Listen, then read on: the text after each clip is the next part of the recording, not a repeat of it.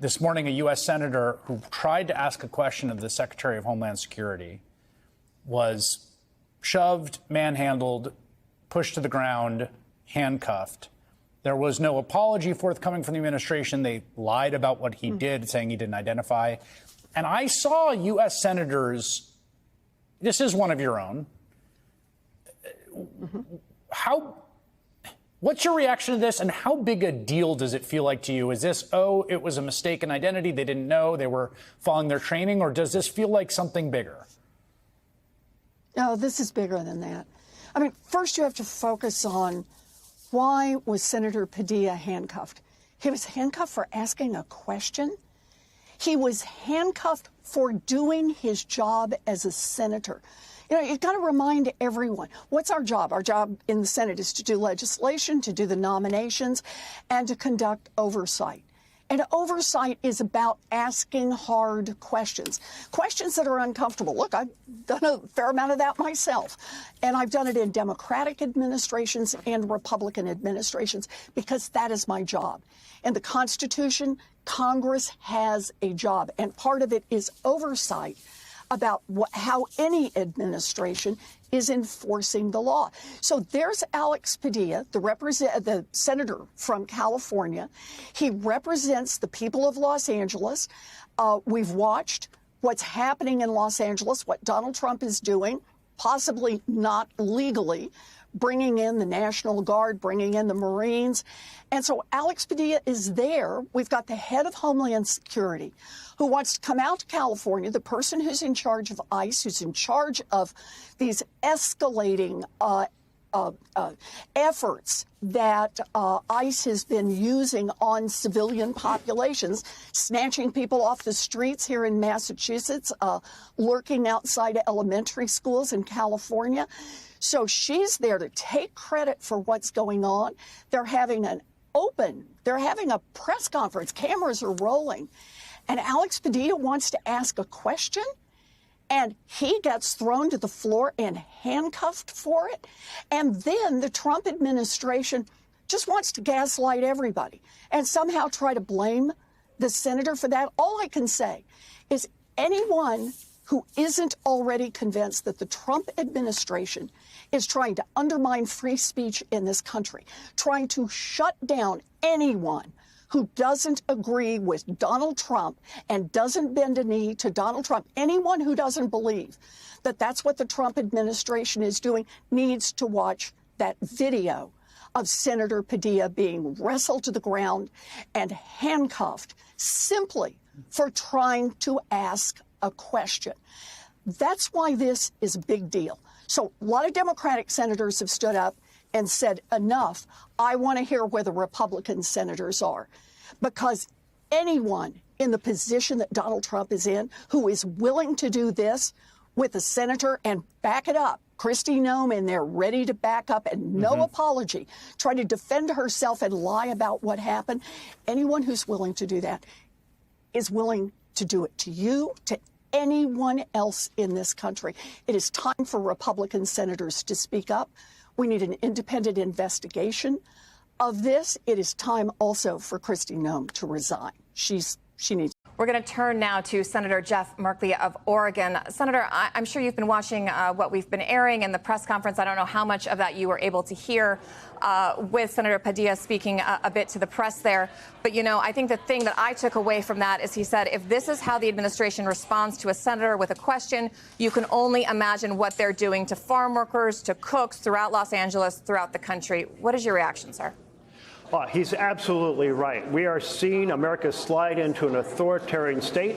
The president is attacking freedom of the press. He's attacking the universities. He's attacking the law firms. He is proceeding to break so many laws regarding the conduct of the executive branch, and he's stiff-arming the courts. This is how a republic becomes an authoritarian state, and we're seeing one more evidence here. You know, our First Amendment of the Constitution guarantees the right to petition the government with your grievances. Here is a U.S. senator saying, hey, I have a very serious question here. He's identifying himself as a U.S. senator. It's a press conference. Why would not the secretary say, let's hear from the senator from California? I'll answer his question. Instead, having the FBI, police, shove him out of the room, knock him to the ground, handcuff him, because this administration is becoming an authoritarian state. It is absolutely wrong, and it is outrageous. And members of colleagues of mine are on the floor. I was on the floor a few minutes ago saying this type of conduct has to end, and we have to save our republic. I think it's unclear at this point if the senator identified himself. He didn't mention that particularly in his statement, but he did say, look, I'm a sitting U.S. senator. I was in the federal building for a scheduled meeting that was just a few doors down from when I heard that the secretary was having a press conference. He said, I've asked repeatedly questions of DHS that have gone unanswered, so I went in to ask my question, and then that picks up pretty much his story with the video that we have. But I do want to say to you, Kristi Noem is on Fox News right now. I've got a note from a producer saying she's saying similar to what was tweeted in a statement from DHS, basically that the senator burst into the room, elevating his voice, and did not identify himself. Appropriate actions were taken, and yet she had a conversation about the senator, basically saying nobody knew who he was. I want your thoughts on that as well, sir. I'll just say that's an outrageous manipulation of the scene. I mean, Alex Padilla is a U.S. senator. He was Secretary of State.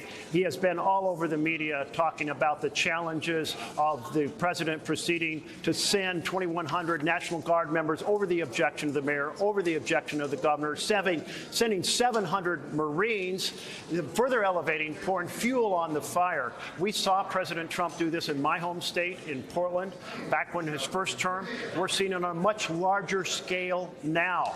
We saw him in his first term send out police that went unmarked, and they were throwing citizens of Oregon into unmarked vans. It was authoritarian then. We did everything we could to protest. Now we're seeing this on an amplified level. And what I heard on that video, what I saw, was him say, I am a U.S. senator. Well, absolutely. If Kristi Noem doesn't know who the senator of California is, then I must say she's either enormously uninformed or she's enormously deceptive. I also want to ask you, Senator, as tensions grow and this continues to escalate, Democrats are going to be asked, you're going to be asked by your constituents, what are you doing to push back? But you do then find yourself in a predicament because you know what the White House is going to say. The White House is going to say this was a stunt, this was all for the cameras, that they are going to claim that this is Democrats not respecting law and order. Do you have a response to that? And if people want to push back, what is the correct way to do it? Well, first, what Alex did was exercise free speech and free assembly under our Constitution, and certainly normally you accord some additional privilege to a member of the Senate.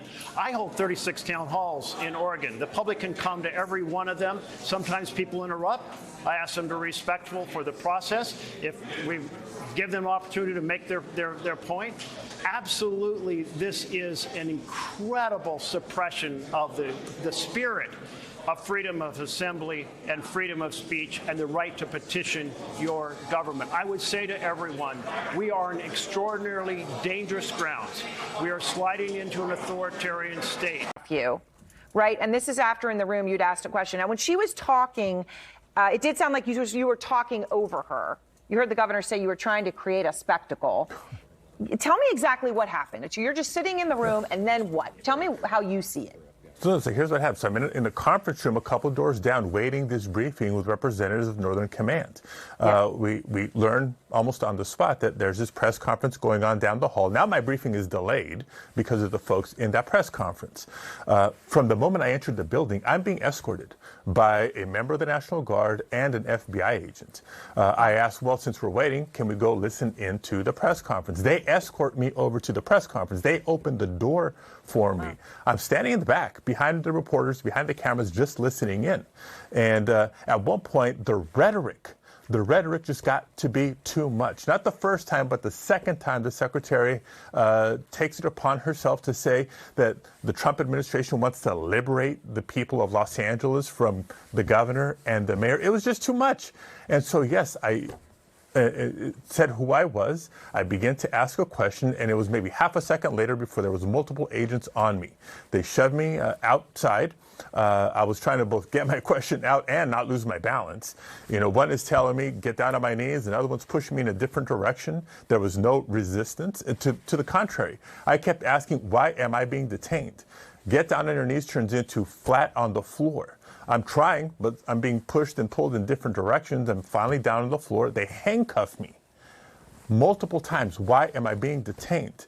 No response, no response, no response.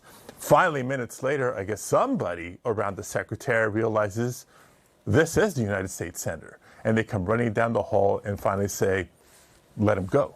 Again, the point is, if it can happen to me in that setting, imagine what they're doing to people all around the country. And Aaron, let me also underscore this. It's not just about immigrants' rights, which so many peaceful protesters are shouting about in Los Angeles. It's about all of our rights. The reason this crisis, this spectacle has been created by the Trump administration this week is because of all the bad headlines of recent weeks, right? Their budget bill is being exposed for what it is, gutting healthcare, gutting the social safety net to underwrite tax breaks for the rich. He certainly hasn't brought peace between Russia and Ukraine. He's losing every other day in court. He's broken up with his BFF Elon Musk. So what does he do? He distracts and he scapegoats and demonizes immigrants. So do you want to know why so many Republicans, this is one of the reasons why there's all these groups, former Trump Republicans against Trump, the Lincoln Project people. Why all of these people, some of whom worked for Trump, literally, like they were employed by Trump, or they worked in his administration, they worked for his businesses, sometimes a combination thereof, or at the very least, they worked within Republican politics. They were Republican surrogates. They worked for Republican think tanks and super PACs, and a lot of them cashed checks and made a living off, being Republican spokespeople, right? And a lot of them either quit under Trump or quit before, as Trump was rising, or some of them worked for a couple years and then gave up once they realized Trump wasn't going to change and he was changing the GOP in a very ugly direction. And this is the reason why a lot of these people left. It's moments like this. You don't see prominent, I used to be a Democrat, but then Biden. There are people, but there's no groups like that because Biden wasn't roughing up Republican senators and Congress people. Guys, some of the Republican senators and Congress people, I'm not going to say names, but you know who, maybe you'll find them in the comments, asked for pardons regarding J6. Some of them did, right? At least that was what people testified at the J6 committee. And a lot of those people quit on Trump, right? But they said that some of these senators and Congress people asked for pardons because they played, at least allegedly, a role in facilitating a direct violent coup against the American people and against Joe Biden and what have you. And Biden didn't drag a single Republican congressman or senator to the ground for literal alleged crimes. Marjorie Taylor Greene and Lauren Boebert interrupting Biden's State of the Union speeches, seeming like multiple of them over the years, right? They never got thrown out of the room. They never got asked to leave even. Biden would sometimes chuckle at them, but he treated them with a basic human dignity. Trump's not doing that, and that's why a lot of Republicans have quit on Trump in the past and probably the future.